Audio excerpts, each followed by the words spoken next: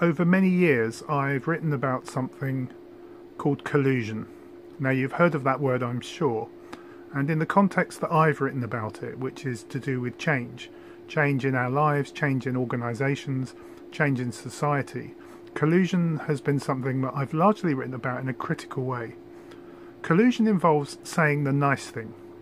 It involves not wanting to make yourself or other people uncomfortable, which seems like a good thing in a society where we're often uncomfortable.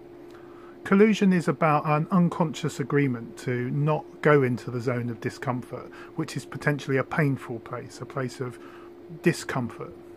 So we collude.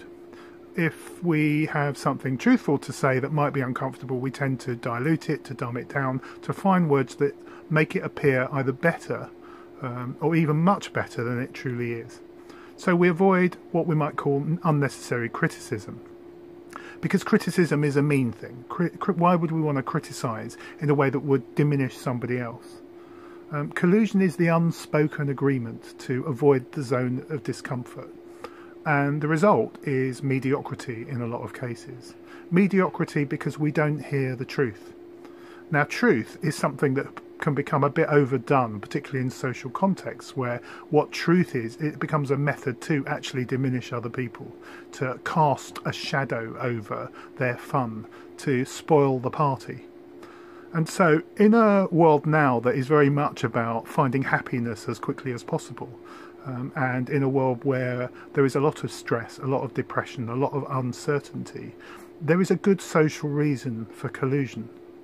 We collude with each other then in order to stop the world becoming an even more uncomfortable, difficult place than it currently is.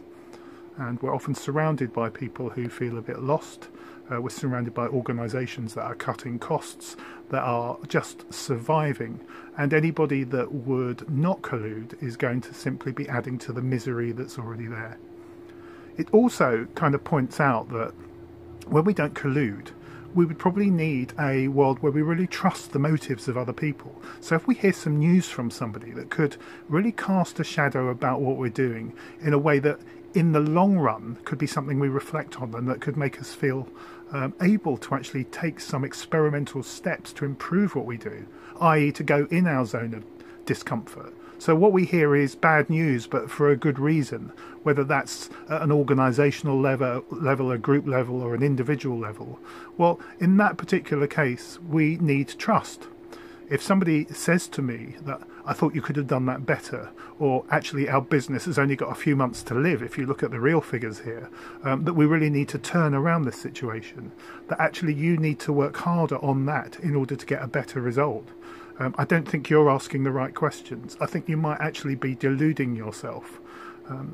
That you're calling good could have been a lot better. All of this statement that could take us into a zone of discomfort, particularly if it's backed up by evidence, but if there's trust too, could be news that certainly over the longer run we'll look back and be glad that we heard. The collusion of mediocrity is the unspoken agreement to not call things by their real name, to find nicer words, to dilute what we say, and the result of that may be mediocrity, but we stay in the zone of niceness. And I call that fake niceness because in the end it can do more harm than good. The whole reason and the skill involved in breaking a collusion of mediocrity is that we want to make sure that the damage that may be done in the short term is not greater than any benefit that's gained in the long run.